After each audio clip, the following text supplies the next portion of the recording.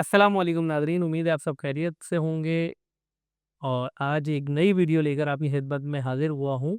अच्छा, इस वीडियो में एक बहुत अहम ऐलान भी इंशाअल्लाह मैं आपको करूँगा और वो इस वीडियो के आखिर तक देखने पे आपको पता पड़ेगा। तो एंड तक वीडियो लाज़मी देखिएगा, इंशाअल्लाह आपको एक अच्छी खुशखबरी मिलेगी। आइए अपने टॉपिक की तरफ चलते हैं, जिसका उन्वान थंबनेल से तो आपको आइडिया हो ही गया होगा कि नॉर्मल डेज़ में उम्रा या रमज़ान में उम्रा। अच्छा, मैं ये इतना लेट क्यों मना रहा हूँ रमज़ान के एंड में? उसकी वजह ये है कि कई लोगों की तरफ से ये सवालात आते रहे कि भई रमज़ान में जाना चाहिए, नहीं जाना चाहिए। फिर ऊपर से ये कॉन्फ्लिक्ट एक जो आपके सामने चल रहा है, इसकी वजह से भी मामलात बहुत आगे पीछे हैं। तो नॉर्मली भी मैं बहुत कम लोगों को रमज़ान रेकमेंड करता हूँ। वो भी उन लोगों को कि जो एक्सपीरियंस्ड हो, जो नए जाने वाले होते हैं उनको मैं रमज़ान नहीं कर रहा होता रेकमेंड, क्योंकि जो फर्स्ट टाइम जा रहा है उसके लिए बहुत मुश्किल लगता है उसको रमज़ान के अंदर उम्रा भी अदा करना और वहाँ के मामलात को हैंडल करना। अब दोनों में फ़र्क क्या है, इसीलिए ये वीडियो बनाई है, क्योंकि कई लोगों के सवाल थे। सवाल यही होता है कि हम रमज़ान में जाएँ या नॉर्मल डे में जाएँ, दोनों में फ़र्क क्या है? देखिए, सबसे बड़ा तो फ़र्क ये है कि नॉर्मल डेज़ का उम्रा निस्बतन सस्ता है और रमज़ान का महँगा है। रमज़ान में महँगा इसलिए है कि रमज़ान में बहुत सारे लोग दुनिया भर से जो है वो आ रहे होते हैं और ज़ाहिर है वहाँ पर जब बहुत ज़्यादा ऑक्यूपेंसी हो जाती है तो डेफ़िनेट ये है कि राइज़ हो जाती हैं प्राइसेस, जो वहाँ के फेयर्स हैं, रेंट्स हैं, ये सारे हाई हो जाते हैं। और नॉर्मल डेज़ में कदरे कम रश होता है, जिसकी वजह से ख़ुसूसन ईद के बाद और मुहर्रम के अंदर तो वहाँ अवेलेबिलिटी ईज़ी होती है, तो प्राइसेस लो होती हैं, लोग कम जा रहे होते हैं, तो भी लो होती हैं प्राइसेस, आपके एयर टिकट जो हैं वो सस्ते होते हैं। तो इस वजह से आपको नॉर्मल डेज़ के उम्रे जो हैं और ख़ुसूसन इन 2 महीनों के शव्वाल और मुहर्रम के, ये सस्ते मिलते हैं। अच्छा, अब आ जाए कि मेनली मैं क्यों रिकमेंड नहीं करता और मैं कब रिकमेंड करता हूँ, वो भी मैं आपको बता देता हूँ। कि रमज़ान मैं ऐसे लोगों को बिल्कुल रेकमेंड नहीं करता जो फर्स्ट टाइम जा रहे हो। अब आप देखें, जो इस साल लोग गए हैं वो मेरी बात से एग्री करेंगे अगर वो ये वीडियो देख रहे होंगे, कि इस साल यूँ समझिए कि पहले अशरे के अंदर ही तीसरे अशरे जैसी जो है वहाँ पे रौनक थी। तो अब जब इतना रश आपको तीसरे अशरे वाला पहले अशरे में मिलेगा, तो अब आप सोचिए कि तीसरे अशरे में क्या हाल होगा, यानी जो ये अशरा चल रहा है इसमें क्या हाल होगा। तो अब फिर जो ख़ुसूसन 27वीं शब होती है, इसके अंदर तो बेइंतहा लोग जो है वो आए हुए होते हैं।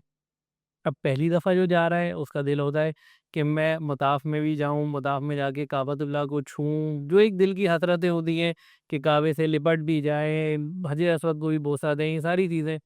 लेकिन रश इतना होता है कि आप ये सब नहीं कर पा रहे होते या बहुत मुश्किल हो जाता है, या आपके साथ बुज़ुर्ग होते हैं तो फिर भी आपके लिए बहुत मुश्किल है उनको साथ लेके चलना, क्योंकि रश बहुत ज़्यादा है। तो इस वजह से मैं फर्स्ट टाइम जाने वालों को या ऐसे लोग जो रश से घबराते हैं, जल्दी परेशान हो जाते हैं, उनको बिल्कुल भी रिकमेंड नहीं करता कि वो रमज़ान में जाएँ।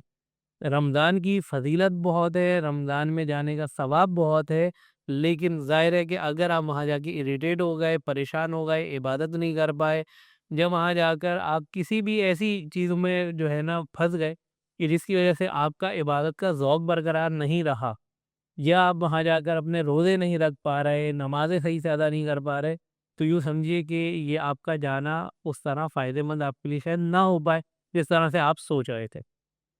अब जबकि ऐसी फैमिली, ऐसे लोग अगर शव्वाल में या जो है मुहर्रम के अंदर जाते हैं या मुहर्रम में जाते हैं, तो उनको जो एक बेनिफिट ये हो जाता है कि रश छँट जाता है, लोग अपने घरों को जा चुके होते हैं, निस्बतन रश बहुत कम हो चुका होता है, होटल्स में अवेलेबिलिटी बढ़ जाती है, जिसकी वजह से प्राइसेस काफ़ी रिड्यूस हो जाती हैं, क्योंकि उम्रा बंद होने वाला होता है शव्वाल में, तो भी क्योंकि लोगों का जाना कम होता है, तो एयर फेयर भी डाउन होता है। लेकिन इस साल लगता नहीं कि जो है एयर फेयर बहुत ज़्यादा कोई फ़र्क आएगा, क्योंकि जिस तरह से इस वक़्त जंगी हालात बने हुए हैं दुनिया के अंदर, तो उसमें मामला ज़रा डिफरेंट हो चुके हैं। और यही अगर कंटिन्यू रहते हैं हालात, यही मामलात रुकते हैं, जंग फिर होती है, इस तरह के मामलात चलते रहते हैं, इस रीजन के अंदर कॉन्फ्लिक्ट बरकरार रहता है, तो मुहर्रम भी इस दफ़ा कुछ बहुत ज़्यादा सस्ता नहीं होने वाला।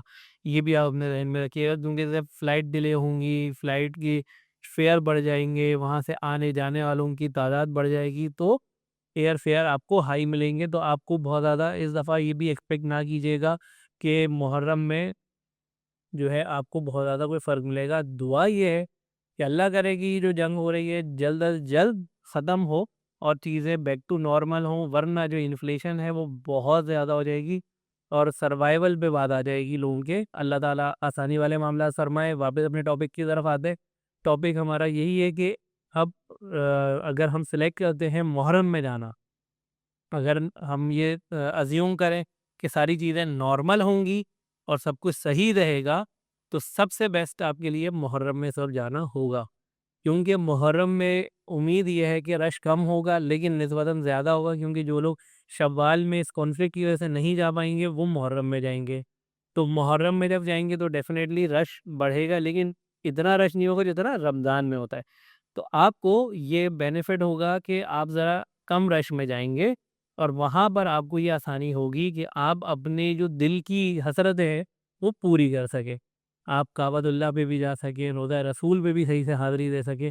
ये सारी चीज़ें आपके लिए ईज़ी हो जाएँगी।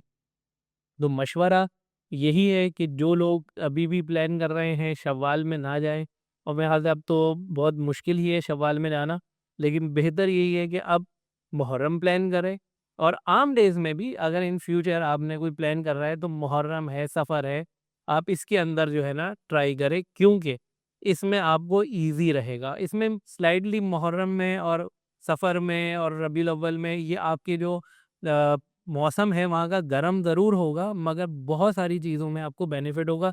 गर्म होगा मगर वो बेयरेबल होता है, क्योंकि आपकी हर जगह एयर कंडीशन है, मस्जिद भी, आपका होटल भी, आपकी ट्रांसपोर्ट भी। बहुत थोड़ा टाइम होता है जो आप चल कर जाते हैं, आते हैं, वो आपको थोड़ा-सा गर्मी को बर्दाश्त करना होता है। लेकिन वो भी कोई इतना बड़ा मैटर नहीं है, बहुत सारे लोग इस चीज़ को सोच के अवॉइड कर देते हैं। अगर कोई मेडिकल किसी की कोई प्रॉब्लम है तो वो फिर भले इसको अवॉइड करे इन डेज़ में, मगर इससे हटकर बेस्ट टाइम होता है इस्लामी महीनों के एतबार से, क्योंकि इसके बाद जब आप ट्रैवल का सोचेंगे तो नवंबर-दिसंबर शुरू हो जाता है।